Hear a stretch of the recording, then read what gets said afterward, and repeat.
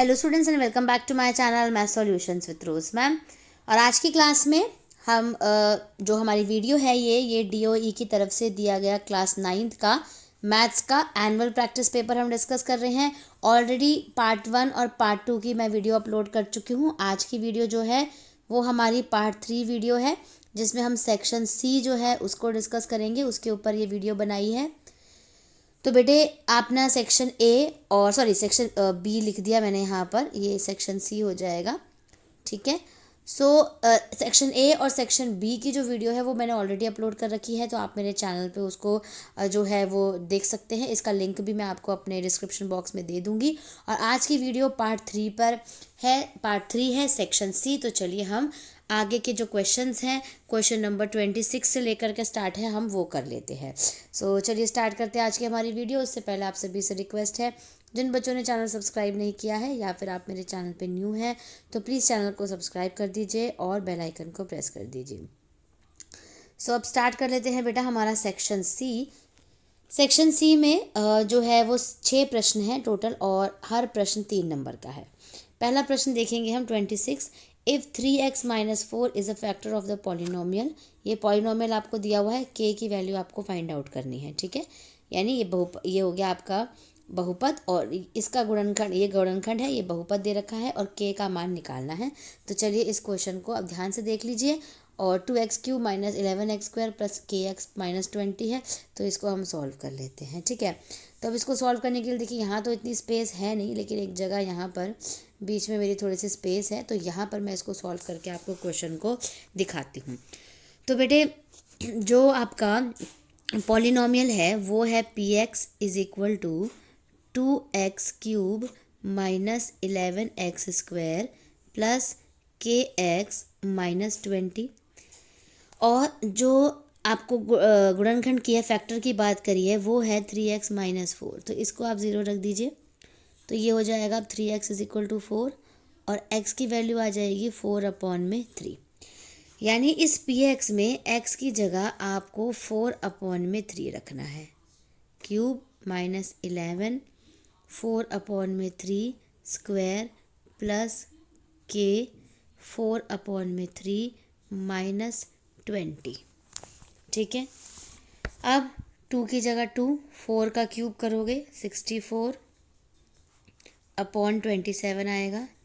11 की जगह 11, 4 का 16 करोगे स्क्वायर, 3 का 9 प्लस 4 को मल्टीप्लाई कर दीजिए 4k/3 माइनस 20।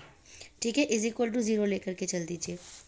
फिर यहाँ पे अब सॉल्व कर रहे हो आप, तो देखिए ये हो गया आपका मल्टीप्लाई करा 128/27 minus 176/9 plus 4k/3 minus 20 is equal to 0। कुछ नहीं है तो इसके आगे हम 1 लगा देते हैं। ठीक है, अब इसके आगे से सॉल्व करते हैं। आगे से हमने एलसीएम लिया, तो एलसीएम हमारा आ गया 27। फिर पूरा एलसीएम करके हम सॉल्व करेंगे। 128 528 प्लस 36k बचेगा माइनस 540 इज इक्वल टू क्या चल रहा है 0। तो ये यहाँ जा कर के क्या हो गया, 0 ही हो गया ये। तो बचा क्या 128। ठीक है, इन दोनों को माइनस माइनस प्लस कर दीजिए, तो प्लस कर दीजिए इनको, लेकिन साइन माइनस का ही आएगा। 36 प्लस का है, इधर जाके माइनस 36k हो जाएगा। इन दोनों को माइनस करेंगे तो माइनस 940 आएगा, और माइनस 36k, माइनस से माइनस कट जाएगा। 940/36 इज इक्वल टू k की वैल्यू आपको निकालनी है। 4 से कट करेंगे, 4 9 36, और इसको कट करेंगे तो ये आ जाएगा 235/9। तो आपका जो आंसर है फाइनल वो है, k की वैल्यू आपकी निकल गई 235/9। ये आपकी फाइनल वैल्यू है बेटा। ठीक है, अब चलते हैं क्वेश्चन नंबर 27 पे, क्योंकि वो मैं स्पेस के लिए वहाँ पर आई थी। Find the value of x। x की वैल्यू फाइंड आउट करनी है, ये आपको क्वेश्चन दिया हुआ है। तो चलिए इसमें हम x की वैल्यू फाइंड कर लेते हैं। तो हम वहीं पे चलते हैं वापस से उसी स्पेस पे। 27 का सॉल्यूशन है। ठीक है, तो क्वेश्चन जो है वो है आपका 4 ब्रैकेट 2x माइनस 1 -16 की power x-1 is equal to 384। ये आपका क्वेश्चन है। फिर आप 4, इसको तो आप सेम रख लो 2x-1, इसको आप 4 की स्क्वायर कर दो, 4 की स्क्वायर कर दो और बाहर जो है वो x-1 आ गया। 384 अभी ऐसे ही छोड़ दो। फिर उसके बाद आप क्या करोगे, 4 ये आप सेम लिखोगे 2x-1 और इसको आप मल्टीप्लाई कर दोगे तो ये आ जाएगा आपका 2x-2 आ जाएगा बराबर 384 आ गया। अब आप क्या करेंगे, इसको जो है वो अगर अपॉन की हम बात करें तो ये माइनस में है, तो माइनस में पावर जब होती है तो डिवाइड होता है, तो 4 अपॉन में 2x कर दो और 4 अपॉन में 1 माइनस 4 अपॉन में 2x और 4 अपॉन में 2 इज इक्वल टू 384 आ गया ये। ठीक है, क्योंकि इसको इस तरीके से लिखा जाएगा और इसको इस तरीके से लिखा जाएगा। इसके बाद हमें क्या करना है, इन दोनों में से 4 2x कॉमन ले लेना है। जब आप 4 2x कॉमन लोगे तो अंदर बचेगा 1/4 माइनस 1/16 बचेगा और 384 आ जाएगा। अब एलसीएम लो, 4 2x इसका एलसीएम ले लो 16, ये आ गया 4 - 1 384 आ गया ये। ठीक है, 384 आ गया। अब आगे सॉल्व कर लो, 16 इधर मल्टीप्लाई हो जाएगा, ये 3 नीचे आ जाएगा। 4 2x is equal to 384 into 16 upon में 3 कट करोगे आ जाएगा 128। ठीक है, उसके बाद 128 को क्या हम 4 2x 128 को हम 64 गुणा 2 लिख सकते हैं, बिल्कुल लिख सकते हैं, 16 की जगह 16।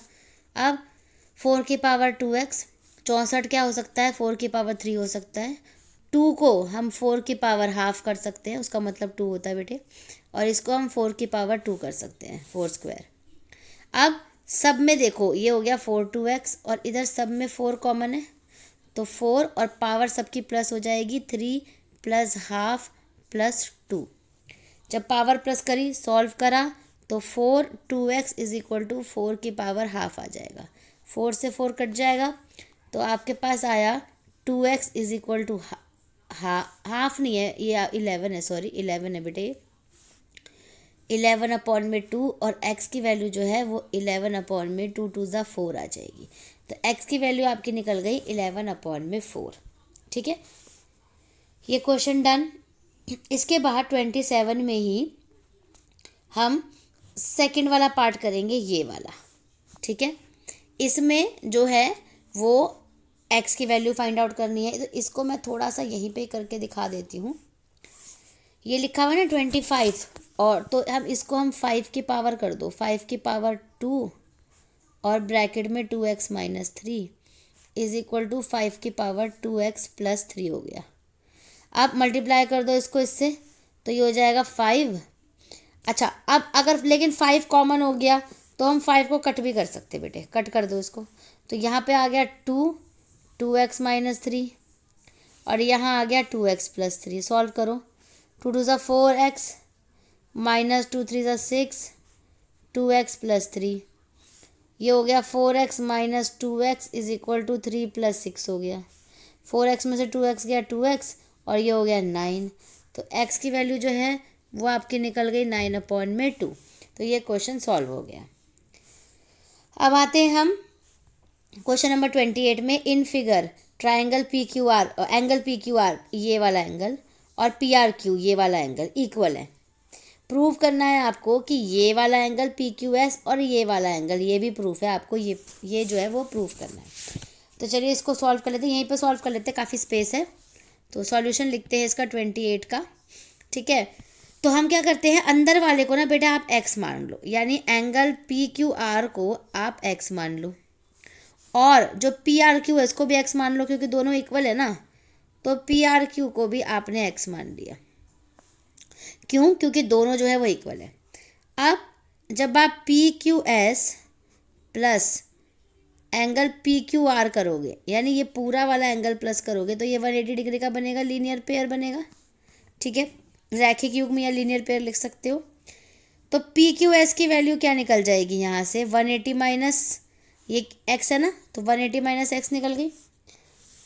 ऐसी दूसरी तरफ जो है पी आर टी, ये वाला और ये वाला, इन दोनों को प्लस करोगे तो 180 आएगा और पी आर क्यू 180 हो जाएगा। ठीक है, ये एक्स दे रखा है तो पी आर टी क्या हो जाएगा, 180 माइनस एक्स हो जाएगा, ये भी 180 माइनस एक्स। तो ये भी देखो 180 माइनस एक्स आ गया, ये भी 180 माइनस एक्स आ गया, तो इसका मतलब ये इक्वल है। तो हम यहाँ लिख देंगे angle P Q S is equal to angle P R T, हो गया ये। ठीक है, अब आते हैं हम अथवा वाले क्वेश्चन पे इसके। अब अथवा वाले में देखिए, आपके पास क्वेश्चन दे रखा है, फिगर दे रखी है, ए बी पैरेलल है, ए बी जो है पैरेलल समांतर है सी डी के और ई एफ के भी। फिर पी क्यू जो है, ये जो लाइन है पी क्यू, ये जो है वो आर एस के, ठीक है, आर एस के जो है वो आपकी पैरेलल है, समांतर है। ये वाला 25 डिग्री का एंगल दे रखा है, ये 60 डिग्री का दे रखा है। आपको क्यू आर एस ये वाला निकालना है पूरा, ठीक है, और आर क्यू पी ये वाला निकालना है पूरा। ठीक है, चलिए सॉल्व करते हैं इसको। ये भी यहीं पे सॉल्व कर दूँ, काफ़ी स्पेस यहाँ पे दिख रही है, थोड़ा सा डिलीट कर करके रब कर करके करेंगे। तो ए बी जो है बेटे वो है पैरेलल सी डी के और पैरेलल है ई एफ के, और जो पी क्यू है वो है पैरेलल आर एस के, हमने ये लिख दिया पहले। फिर और क्या दे रखा है, आर क्यू डी जो है वो दे रखा है 25 डिग्री, और सी क्यू पी जो है वो हमें दे रखा है 60 डिग्री। ठीक है, सो क्यू आर ए जो है वो हमारा 25 डिग्री का हो जाता है। देखिए क्यू आर ए ये वाला एंगल, ये भी 25 है तो ये भी 25 हो जाएगा, क्योंकि ऑल्टरनेट इंटीरियर एंगल है, ऑल्टरनेट इंटीरियर एंगल एकांतर कोण है। फिर आ जाओ एस आर बी पे, एस आर बी जो है वो 60 डिग्री का हो जाएगा आपका, एस आर बी ये वाला 60 डिग्री का हो जाएगा। ठीक है, उसके बाद आगे लिखते हैं हम A R angle A R S plus S R B जो है वो 180 डिग्री के होंगे मिला करके। देखो ए आर एस यानी ये पूरा 180 डिग्री का होगा, लीनियर पेयर होगा। तो अगर हमें ए आर एस की वैल्यू निकालनी है तो 180 में से 60 माइनस कर देंगे, क्योंकि एस आर बी की कितनी निकली है 60 ना, तो 180 में से 60 माइनस कर दिया आपने तो कितना निकल गया 120 डिग्री। तो यानी ए आर एस जो है वो आपका निकल गया 120 डिग्री बेटा, ये वाला 120 हो गया और ये हो गया 60 180। अब क्यू आर एस निकालना है, ये पूरा निकालना है। ठीक है, तो अब देखो ज़रा क्यू आर एस, और ये 125 ये 25 दे रखा है और ये 120 निकल गया, दोनों को प्लस कर दो, ये 120 है और ये 25 है तो दोनों को प्लस कर दो। तो आप यहाँ पे लिखोगे क्यू आर एस जो आपको निकालना है वो हो गया 120 डिग्री प्लस 25 डिग्री, वो हो गया हमारा 145 डिग्री। ठीक है, अब हमें आर क्यू पी निकालना है, ये बचा है तो इसके लिए सॉल्व करते हैं। चलिए सी क्यू आर एंगल जो है और आर क्यू डी है जो, ठीक है, वो 180 का बन जाएगा। कैसे, सी क्यू आर ये वाला, आर क्यू डी ये पूरा 180 का बन जाएगा। ठीक है, तो अगर ये 25 है तो ये वाला निकाल सकते हैं हम, 155 का निकल जाएगा। कैसे निकालेंगे देखो मैं बताती हूँ। यहाँ से सी क्यू आर निकालो, आर क्यू डी दे रखा है आपको 25 ना, तो 180 में से 25 माइनस कर दो, 155 का निकल गया। ठीक है, अब पूरा निकालना है, ये 60 दे रखा है तो ये हमारा आराम से निकल सकता है अगर हम 155 को पूरे को प्लस करें तो। ठीक है, क्योंकि ये पूरा बताना है तो चलिए 155 पूरा और ये वाला प्लस कर देते हैं। तो आपको निकालना क्या है, आर क्यू और पी निकालना है। ठीक है, आर क्यू और पी ये पूरा निकालना है। ठीक है, तो अभी हमने क्या निकाला है, सी क्यू आर निकाला है ना, ये निकालना है ना, ये निकाला है ना 155 का। अब हमें निकालना है आर क्यू पी, है ना, ये पूरा निकालना है। तो 155 को और 60 को प्लस कर दो, तो यहाँ पे लिखो R Q P is equal to 60 degree plus 155, add कर दो 215 निकल गई। ठीक है जी, चलो अब नेक्स्ट क्वेश्चन करते हैं। Question number 29, the following table shows the run scored in a 1 day international cricket match, निम्नलिखित तालिका एक दिवसीय अंतर्राष्ट्रीय क्रिकेट मैच में बनाए गए रनों को दर्शाती है। ओवर दे रखे हैं, रन दे रखे हैं, आयत चित्र बनाना है, और अगर हम हिंदी में इंग्लिश में बात करें तो हिस्टोग्राम बनाना है। तो चलिए इसको सॉल्व कर लेते हैं। यहीं पे बना के दिखा देती हूँ किस तरीके से बनेगा। देखिए यहाँ पर आप नीचे की तरफ एक्स लाइन जो है उसको आप ओवर ले लीजिए, और जो वाई वाली एक्सिस है उसको आप रन्स ले लीजिए। ठीक है, अब ये हो गया 0 आपका, ये हो गया 10, 20, 30, 40 और 50। ठीक है जी। इसके बाद पहला वाला बेटा बनाना है 0 से 10 लेके 42। 7 का टेबल बना लो इधर। 1 2 3 4 5 6 7 8 9। 7 1 7, 7 2 14, 7 3 21, 7 4 28, 7 5 35, 7 6 42, 7 7 49, 7 8 56, 7 9 63। ठीक है, पहला 42 बनाना है। दूसरा कलर चूज़ करूँ, इसमें तो ज़्यादा आपको समझ आएगा। 42 बनाना है तो 0 से लेके 10 तक में 42 आ गया, ये यहाँ पे 42 लिख दो। फिर 56 बनाना है तो 56 पे चले गए, 10 से लेके 20 पे 56 आ गया बेटे। फिर आ गया 20 से लेके 30 में 35, ये रहा। ठीक है, तो ये आ गया आपका 35। इसके बाद 30 से लेके 40 तक में 60 बनाना है तो 63 से थोड़ा सा कम रखेंगे। ये बिल्कुल ना बराबर इसके साथ चलना होता है, थोड़ा सा कम रखेंगे। ये हो गया आपका 60। और लास्ट आपको 40 बनाना है तो 42 से हल्का सा कम रखेंगे, ये हो गया आपका 40। इस तरीके से आपको आयत चित्र यानी हिस्टोग्राम बनाना है, तो ये बना लीजिएगा। ग्राफ पे बनाएंगे तो ज़्यादा समझ में आएगा अच्छे तरीके से। अब चलते हैं नेक्स्ट क्वेश्चन पे, question number 30। PQRS is a rectangle and ABCD and are the midpoints of the sides PQ, QR, RS and SP respectively। ठीक है, यानी PQRS एक आयत है और ABCD जो है वो क्रमशः भुजाओं PQ, QRS और SP के मध्य बिंदु है। एक आयत बना लिया। ठीक है, जो है आपका PQRS है, और जो ABCD है वो मध्य बिंदु है। ये A हो गया, B हो गया, C हो गया, D हो गया। अब इसको जब आप मिला रहे हो तो आपको ये प्रूव करना है कि जो ABCD है ना ये एक समचतुर्भुज है, यानी रोम्बस प्रूव करना है। तो चलिए हम इस क्वेश्चन को सॉल्व कर लेते हैं। चलिए बेटा स्टार्ट करते हैं हमारा क्वेश्चन। अब इसमें आपको ये बोल रखा है कि आपको एक आयत बनाना है PQRS। ठीक है, यानी रेक्टेंगल बनाना है। तो पहले तो फिगर बना लेते हैं। इस तरीके का ये आयत हो गया आपका, ये हो गया PQRS। ठीक है जी। उसके बाद आपको मिड पॉइंट लेना है, ये हो गया A, B, C और D, और चारों को मिला देना है। और जो ये फिगर बनी है ना, ये बीच वाली फिगर ABCD, ये प्रूव करना है आपको कि ये समचतुर्भुज यानी रोम्बस है। तो सबसे पहले तो आप गिवन लिख दीजिए कि आपको दे क्या क्या रखा है, यानी दिया है ना। गिवन को हिंदी में हम बोलेंगे दिया है, दे क्या क्या रखा है। तो आप इसमें लिखिए कि ABCD PQRS जो है आयत है, PQRS जो है वो रेक्टेंगल है, और उसके बाद ABCD जो है वो मिड पॉइंट्स है, ये लिख लीजिए। उसके बाद प्रूव लिखिए। प्रूव में आपको ये प्रूव करना है कि जो ABCD है ना वो रोम्बस है, यानी समचतुर्भुज है। ये प्रूव करना है आपको। ठीक है, अब कंस्ट्रक्शन यानी जो रचना जो आएगी वो आएगी, P और R को मिलाना है बेटे आपको। ठीक है, अब सॉल्यूशन में आपको एक ट्राइंगल लेना है। पहले तो सॉल्यूशन जो आ जाएगा इसके बाद ट्राइंगल PQR ले लो, PQR यानी ये वाला ट्राइंगल। ठीक है, ये वाला। इसमें जो A है, A वो मिड पॉइंट है किसका? PQ का, ये लिखना है मिड पॉइंट यानी मध्य बिंदु। और जो B है वो मिड पॉइंट यानी मध्य बिंदु है किसका? RQ का। तो इसी वजह से AB जो है वो पैरेलल हो गया PR के। अगर पैरेलल है तो AB जो है वो हाफ भी होगा, क्योंकि ये हमारी एक थ्योरम है कि अगर पैरेलल होता है तो वो उसका हाफ भी होता है। तो ये आपकी एक हो गई इक्वेशन नंबर 1।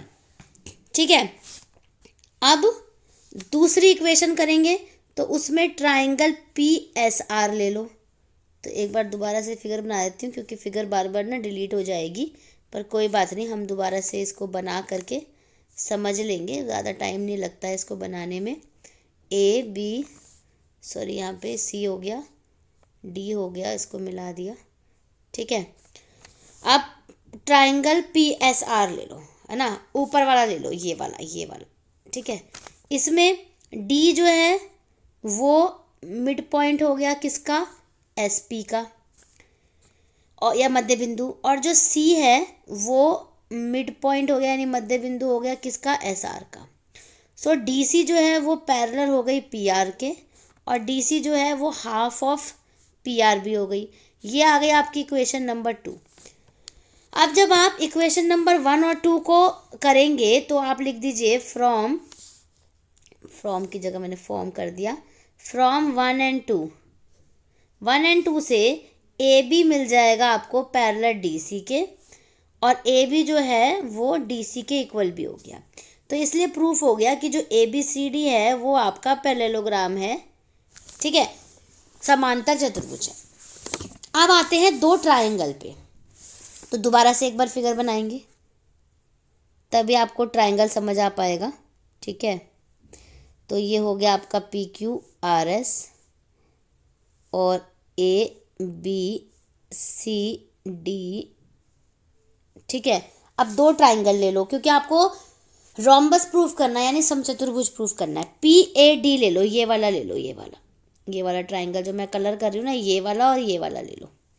तो आप यहाँ पे लिख दो triangle P A D and triangle Q A B. अब इसको सर्वांग प्रूफ करना है यानी कॉन्ग्रुएंट प्रूफ करना है। तो पी ए किसके इक्वल हो गया, ए क्यू के, क्योंकि मिड पॉइंट है ए, इसका मिड पॉइंट है, मध्य बिंदु है। एंगल पी बराबर क्यू है, आयत है इसलिए 90 डिग्री का एंगल हो गया, रेक्टेंगल है। फिर पी डी जो है वो बी क्यू के इक्वल है, ये वाली लाइन, क्योंकि ये भी मिड पॉइंट है, हाफ है। तो एस ए एस से ये ट्राइंगल कॉन्ग्रुएंट प्रूफ हो गया। पी ए डी कॉन्ग्रुएंट जो है ट्राइंगल वो प्रूफ हो चुका है आपका किससे, ट्राइंगल क्यू ए बी से, Q A B S A S से। So C P C T से A D is equal to A B proof हो जाएगा, और आगे सी पी सी टी से सारे जो साइड्स हैं वो प्रूफ हो जाएंगी। ए बी प्रूफ हो जाएगा is equal to D C is equal to A D is equal to B C. जब सारी साइड्स ये वाली सब इक्वल हो गई तो ये रोम्बस प्रूफ हो गया। तो हम एंड में लिख देंगे so A B C D is a rhombus, या फिर हम ये भी लिख सकते हैं कि ए बी सी डी जो है वो समचतुर्भुज है हिंदी में, ठीक है। सो ये वाला क्वेश्चन नंबर 30 डन। अब 31 करते हैं, सेक्शन सी का लास्ट क्वेश्चन। तो चलिए बेटा क्वेश्चन नंबर 31 पढ़ते हैं। The temperature of Delhi recorded during the day in the month of January is presented in the following table. जनवरी के महीने में दिन के दौरान रिकॉर्ड किया गया दिल्ली का तापमान निम्नलिखित तालिका में प्रस्तुत किया गया। ये तालिका है, टाइम दिया हुआ है 3 बजे से लेके सुबह के 3 बजे से रात के 3 बजे तक का टाइम है, और ये तापमान है यानी टेम्परेचर। क्वेश्चन आता है on the basis of above information answer the following question. उपरोक्त जानकारी के आधार पर निम्नलिखित प्रश्नों के उत्तर दीजिए। पहला, find the difference in the temperature in the 12 hour interval. 12 घंटे के अंतराल में तापमान में अंतर ज्ञात कीजिए। तो 12 घंटे में बेटा देखिए, रात के 3 बजे क्या था 18 डिग्री सेल्सियस, और सुबह के 3 बजे क्या था 8 डिग्री सेल्सियस। तो दोनों को माइनस कर दीजिए, 10 डिग्री सेल्सियस का इसके अंदर अंतर यानी डिफरेंस आ जाएगा। फर्स्ट क्वेश्चन का आंसर, ठीक है। सेकंड में, at what time the day was the coldest. किस समय इस दिन सबसे ठंडा था।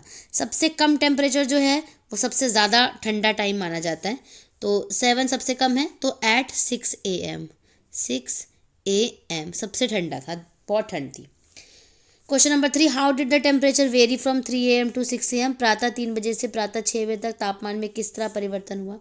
तो 3 से 6 बजे के बारे में बता रहे हैं। पहले 3 बजे ज़्यादा था लेकिन 6 बजे कम हो गया, तो 8 डिग्री सेल्सियस में से 7 डिग्री सेल्सियस जो है माइनस कर दीजिए। 1 डिग्री सेल्सियस जो है बेटे वो डिक्रीज़ हो गया यानी कम हो गया, ठीक है, डिक्रीज़ हो गया, कम हो गया। कम लिख देंगे हम, कम हो गया, ठीक है। तो बेटा ये था हमारा लास्ट क्वेश्चन सेक्शन सी का। अब नेक्स्ट वीडियो में हम सेक्शन डी की जो है क्वेश्चंस को सॉल्व करेंगे। So thank you students for watching the video. मेरे पार्ट ए बी सी तीनों देख लीजिएगा और इसको अच्छे से प्रैक्टिस कर लीजिएगा, क्योंकि एग्जाम में ये वाला क्वेश्चन पेपर जो है इसके क्वेश्चन ज़रूर आएंगे। सो वीडियो को लाइक शेयर एंड चैनल को सब्सक्राइब करना मत भूलिएगा। Thank you students.